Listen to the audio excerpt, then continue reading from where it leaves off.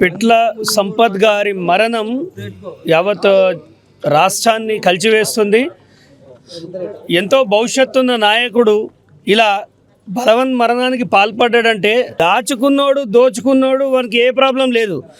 ఈ ఊరి అభివృద్ధి కోసం అప్పులు చేసి ఈ ఊరు కాంక్షించి ఈ ఊరి మంచిని కాంక్షించిన వాడు మాత్రం ఇలా ఉరికొయ్యలకు ఊగిండు. ఎంబీ రికార్డ్ అయిన తర్వాత కూడా ఈయనకు ఫండ్స్ రిలీజ్ చేయలేదు అంటే దీని వెనుక ఆంతర్యమేందో ఇక్కడ ఉన్న రాజకీయం మాట్లాడాలి. సరే, రాజకీయాలన్నీ పక్కకు పెడితే ఈరోజు మాజీ సర్పంచులు కూలి పనికి పోతున్నారు. ఉపాధి హామీ కోసం డైలీ కూలికి పోయిన మాజీ సర్పంచులు అంటే మాజీ ఎమ్మెల్యేలకు జరుగుతున్న ఈ గౌరవం ఏదైతుందో ఇప్పుడున్న సర్పంచులకు కానీ అంటే ఇప్పుడున్న సర్పంచులు కూడా భయపడే పరిస్థితి ఉన్నది. రేపు మా పరిస్థితి ఇట్లనే అవుతుందా అనే పరిస్థితి ఉన్నది. ఇప్పటి వరకు మరి ఇక్కడ ఉన్న మంత్రి స్పందించిండో లేదో నాకు తెలియదు, కానీ దీనికి ఈ జిల్లాకి ఒక తండ్రిలాగా పెద్ద దిక్కులాగా ఇక్కడున్న ఎమ్మెల్యే గారు కానీ మంత్రి గారు కానీ ఖచ్చితంగా వీళ్ళ కుటుంబాన్ని సందర్శించి వాళ్ళకి ప్రభుత్వం నుంచి జరిగిన నష్టానికి వాళ్ళ కుటుంబానికి అండగా నిలబడతా అని చెప్పాలి. ఇప్పటి వరకు అలాంటి చర్యలేవి పాల్పడలేదు. ఉస్నాబాద్లో చాలా దారుణమైన పరిస్థితులు ఉన్నాయి. ఇక్కడున్న సర్పంచులు కానీ గతంలో మాజీ సర్పంచులు కానీ ఇక్కడ అభివృద్ధి చేసిందే వాళ్ళు, ఇక్కడ అభివృద్ధి గ్రామ స్థాయిలో కంటి రెప్పగల్లా కాపాడిందే వాళ్ళు. ఇవాళ వారి మరణం దీనికి ఖచ్చితంగా ఇక్కడితోటి అంతం పలికేసి ఇక ఎవరూ చనిపోవద్దు, మీకు నిరసన చేయాలనుకుంటే మీకు కడుపు నొప్పి ఉంటే మంత్రుల ఇల్లులు ముట్టడిద్దాం, సెక్రటేరియట్ ముట్టడిద్దాం. అంతేగాని ఇలా చనిపోవడం వల్ల మన కుటుంబాలు అనాథ అయితే 4 రోజులు మాట్లాడుకుంటారు, తర్వాత మనల్ని ఆదుకునే నాదుడు ఉంటాడు. నీ కొడుకు బీటెక్ ఇవ్వాలా. ఈ సమయంలో ఆయన మరణం అనేది ఆయన ఎంత మదన పడితే ఊరేసుకుంటాడో ఆలోచించండి. రేవంత్ రెడ్డి గారు అధికారంలోకి వచ్చేదాకా ఒకటి మాట్లాడారు, ఇవాళ ఒకటి మాట్లాడుతారు. యథా రాజా తదా రాజా అన్నట్టు మీ మంత్రులు అయితే రాష్ట్రాన్ని గాలికి వదిలేసి యథేచ్ఛగా ప్రజల్ని కింది స్థాయి నాయకులను కూడా వదిలేసి ఈ రకంగా మీరు దోపిడీ చేసుకుంటా ఇలాంటి చిన్న సర్పంచులు ఉప సర్పంచులు వీళ్ళకి ఏదైనా పని వచ్చండి, దున్య కాంట్రాక్ట్లు వస్తున్నాయి అన్నీ మీ చుట్టాలకు మీ భార్య పిల్లలకు వాళ్ళ బామ్మర్దులకు ఇలా ఇచ్చుకుంటూ పోతే మరి కింది స్థాయిలో జెండా పట్టుకొని తిరిగేటువంటి పరిస్థితి ఏంది? ఇలా రాజకీయాలు ఏమన్నా కానీ అది ఏ పార్టీ అయినా కానీ కింద కార్యకర్త బతకాలనా లేదా? ఇలా కార్యకర్తలకు బతుకు లేకుండా అయిపోయింది. ఉస్నాబాద్ అయితే మరి ఉస్నాబాద్లో నేను ఈ మధ్య చూస్తున్నా చాలా దౌర్భాగ్య స్థితి ఉన్నది. ఇక్కడ గతంలో కూడా ఉస్నాబాద్లో ఒకరు ఇట్లా ఆత్మహత్య చేసుకొని చనిపోయారు. సో వీళ్ళందరిని ఆదుకోవాల్సిన అవసరం ఉంది. ఖచ్చితంగా పిట్ల సంపత్ గారి విషయాన్ని మనం ఇక్కడితో వదిలేయకుండా రేపు ఇంకొక ప్రాణం నష్టం జరగముందుకే అది సర్పంచ్ కానీ ఉప సర్పంచ్ కానీ వార్డు మెంబర్ కానీ ఎవరైనా వాళ్ళ ప్రాణాలు కాపాడే విధంగా ఒక చర్య తీసుకోవాలి. ఇక్కడున్న నాయకులందరూ పార్టీలకు అతీతంగా ఇక్కడ పోయింది ఒక మనిషి ప్రాణం, ఈ ఊరి కోసం తాపత్రయపడ్డ వ్యక్తి ప్రాణం, కాబట్టి దానికి విలువనిస్తూ మనందరం ఖచ్చితంగా ఇక్కడ జరిగిన నష్టానికి ఎవరైతే ఈయన మరణానికి కారణమైనారో వాళ్ళ మీద కేసులు పెట్టాలి. ఈయనను వేధించారు, మానసిక వ్యధకు గురి చేశారు. సో ఇక్కడ ఉన్న ఇంటెలిజెన్స్ ఇప్పుడు ఈ మైకుల ద్వారా మీడియాకి రాష్ట్ర వ్యాప్తంగా పోతో లేదు, కానీ ఇక్కడ ఇంటెలిజెన్స్ ఇప్పుడు సివిల్ డ్రెస్లల్లో ఇంటెలిజెన్స్ వాళ్ళు కూర్చున్నారు కదా, ఈ ఇంటెలిజెన్స్ వాళ్ళు ఎప్పురి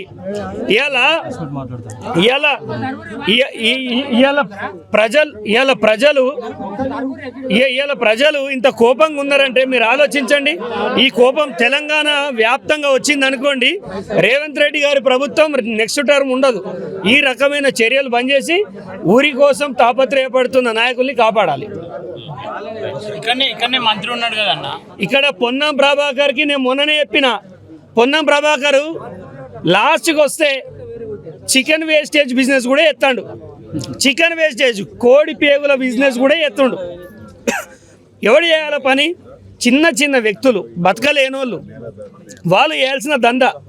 కరీంనగర్లో, ఉస్నాబాద్లో, సిద్దిపేటలో చికెన్ వేస్టేజ్ వ్యాపారం చేస్తున్నారు. ఇట్లాంటి చిన్న బుడ్డ సర్పంచులకు ఆ పని ఇస్తే పాపం వాళ్ళ గ్రామానికి ఏదో ఒక చిన్న కార్యక్రమాలు చేయరా? అంటే లాస్ట్కి వస్తే కోడి పేగుల వ్యాపారం కాడి నుంచి ఒక మంత్రి దిగజారిన తర్వాత ఇక్కడ ఈ సర్పంచ్లు ఏ హోప్ తోటి ఉంటారు, ఈ ఉప సర్పంచ్ ఎలా ఉంటారు మీరు ఆలోచించి. మంత్రి గారి పైన ఖచ్చితంగా ఒత్తిడి తీసుకురావాలి. ఇక్కడ ప్రజల యొక్క ఆగ్రహం మీరు చూస్తూ ఉన్నారు. ఈ మంత్రి ఒక అసమర్థపు మంత్రి. నేను చాలాసార్లు చెప్పిన కుంభకోణాల మంత్రి ఇప్పటి వరకు ఇక్కడికి వచ్చి వీళ్ళకు ఖచ్చితంగా ఆయన పెండింగ్ బిల్లులు ఏవైతున్నాయో శాంక్షన్ చేస్తా అని మాట ఇచ్చే వరకు మనమంతా ఒక మాట మీద ఉండాలని కోరుకుంటున్నాం. మహాత్మా గాంధీ కలలుగన్న గ్రామ స్వరాజ్యం కోసం పనిచేసిన మాజీ సర్పంచులు 2019 నుంచే 24 వరకు చేసిన సర్పంచులు గ్రామాల్లో అభివృద్ధి పనులు ఏమున్నాయంటే, గ్రామానికి ముందు దర్శనం కాగానే మేము చెత్తకు తీసుకుపోయేందుకు ట్రాక్టర్లు కొనుగోలు చేసినాం, డంపింగ్ యార్డ్లు పెట్టినాం. అదేవిధంగా హరితహారం విప్లవం లాగా మొక్కలను హరితహారం లాగా మొక్కలు నాటి మేము దేశానికి ఆదర్శంగా నిలిచినాం. పల్లె ప్రకృతి వనాలు పెట్టినాం, రైతు వేదికలు కట్టినాం, క్రీడా ప్రాంగణాలు కట్టినాం, మిషన్ భగీరథ ఇంటింటికి నల్లా నీళ్ళు ఇచ్చినాం. అనేక అభివృద్ధి కార్యక్రమాలు చేస్తే భారతదేశంలో 20 అవార్డులు ఎంపిక చేస్తే 19 అవార్డులు వచ్చినాయి తెలంగాణ రాష్ట్రంలో ఉన్న మాజీ సర్పంచ్లు. మరి మేము అవార్డుల కోసం పోటీ పడి అభివృద్ధి పనులు చేసినాం. కానీ మేము పని చేసిన వాళ్ళం ఇవాళ మా సర్పంచులు ఇలా చనిపోతుర్రు. అదేవిధంగా సర్పంచ్ 10 సంవత్సరాలు సర్పంచ్ చేసిన ఆయన ఇల్లు ఏ విధంగా ఉన్నదో చూడండి. లాస్ట్కు వాచ్మెన్ వాళ్ళ ఇంటి ముంగట మంత్రి ఇంటి ముంగట ఉన్న వాచ్మెన్ ఇల్లన్న ముద్దుకుంటుంది. కానీ అలాంటి పరిస్థితులు తెలంగాణ రాష్ట్రంలో ఉన్నాయి. మరి ఈ ముఖ్యమంత్రి గారికి కనపడతలేవా? ముఖ్యమంత్రి గారు ఇది ప్రజాపాలన అన్నాడు, ప్రజాప్రభుత్వం అన్నాడు. ఈ ప్రజాపాలనలో మాజీ సర్పంచులు ఆత్మహత్యల మరి ప్రజాపాలన నడుస్తున్నట్టు కనపడుతుంది. కాబట్టి రేవంత్ రెడ్డి గారు అదేవిధంగా మంత్రి సీతక్కకు మరి పదవి ఇచ్చిండు, పంచాయతీరాజ్ మినిస్టర్ ఇచ్చిండు. మరి ఆమె గౌరవం లేని డబ్బులు లేని శాఖలు ఇచ్చి ప్రజల మధ్యనే కొట్లాట పెట్టే విధంగా పంచాయతీరాజ్ వ్యవస్థని మరి సీతక్కకి ఇచ్చారు. అదే కొమ్మిలేటి శ్రీనివాసరెడ్డి కానీ అదేవిధంగా మరి 1000 కోట్లు ఉన్న మరి వాళ్ళకి ఇచ్చారు. మరి వాళ్ళ పదవులకు ఏమో వాళ్ళ కాంట్రాక్టర్లు చేసిన బడా కాంట్రాక్టర్లకు ఏమో బిల్లులు తక్షణమే వచ్చినాయి. చిన్న కాంట్రాక్టర్లు చేసిన వాళ్ళకి ఏమో బిల్లులు ఆపారు. మరి ఈ రాష్ట్రంలో ఏం పాలన నడుస్తుందంటే సెక్రటరియట్లో మరి ఈ బిల్లులు చెల్లించమంటే మరి బడా కాంట్రాక్టర్లు 10% మరి 10% కమిషన్లు ఇచ్చిన వాళ్ళకే వాళ్ళకి బిల్లులు ఇచ్చారు. మాజీ సర్పంచ్లకు బిల్లులు చెల్లించలేదు. అనేక సార్లు ఈ ప్రభుత్వం చుట్టూ మేము తిరిగినాం, అనేక సార్లు ఆందోళన చేసినాం. అదే పృథ్వీరాజన్న మా మాజీ సర్పంచ్ల పక్షాన అనేక వేదికలపైన ఈ ప్రభుత్వానికి వినవించినాం. ఈ ప్రజాపాలన నడిచే కాడ మేము బర్రి వత్తల బట్టలు ఇప్పి పండుకొని ప్రభుత్వానికి తెలియజేసినాం. మేము ప్రాణాలు పోయేదే ఉన్నది, మేము ఈ రకంగానైనా ప్రభుత్వం కనువిప్పు కలుగుతుందని మరి అర్ధనగ్న ప్రదర్శన చేసినాం. ఆ విధంగానే మేము దీక్షలు చేసినాం. ముఖ్యమంత్రి రేవంత్ రెడ్డి ఇంటికి వచ్చి వినతిపత్రం ఇద్దామంటే కూడా వినతిపత్రాన్ని తీసుకొని లేని పరిస్థితుల ఈ తెలంగాణ పాలన ఉన్నది.